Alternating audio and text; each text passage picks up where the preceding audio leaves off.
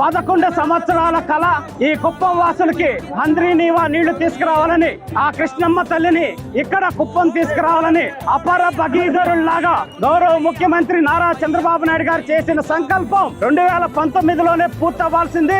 87% ఆయన పూర్తి చేయడం జరిగింది. వైఎస్ఆర్సీపీ నాయకులు అనవసరమైన కోర్టు కేసులు వేసి ఆపి ఆ ప్రాజెక్టును రాకుండా చేశారు. అయితే 2019 నుంచి 24 మధ్య మేము పూర్తి చేస్తామని చెప్పి చెయ్యకుండా మన జగన్మోహన్ రెడ్డి గారు వచ్చి ఒక సినిమా సెట్టింగ్ వేసి ట్యాంకర్లతో నీళ్లు తెచ్చి వదిలి మేము హంద్రీ నీవా నీళ్లు ఇచ్చామని చెప్పారు. అయ్యా జగన్మోహన్ రెడ్డి గారు, ఇవి ట్యాంకర్లతో తెచ్చిన నీళ్లు కాదు.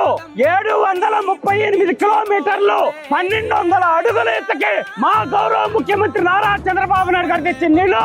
మీకు ఏదైనా డౌట్ ఉంటే చెక్ చేసుకోవచ్చని కూడా చెప్తా ఉన్నా.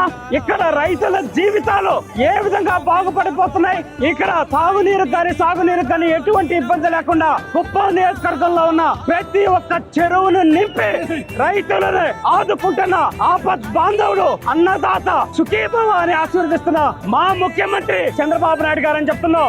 8 సార్లుగా తనని గుండెల్లో పెట్టుకొని కొలుస్తున్న ప్రతి ఒక్క ప్రజలకి వాళ్ళ బాగు కోసం చేస్తుంది ఏకైక నాయకుడు నారా చంద్రబాబు నాయుడు గారు.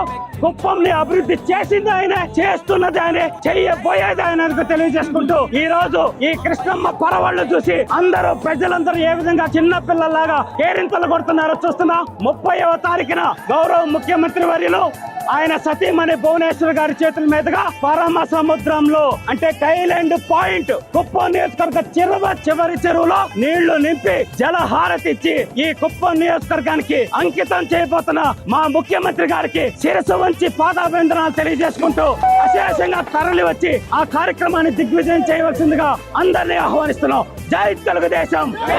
నారా చంద్రబాబు నాయుడు గారి నాయకత్వం. నారా చంద్రబాబు నాయుడు గారి నాయకత్వం.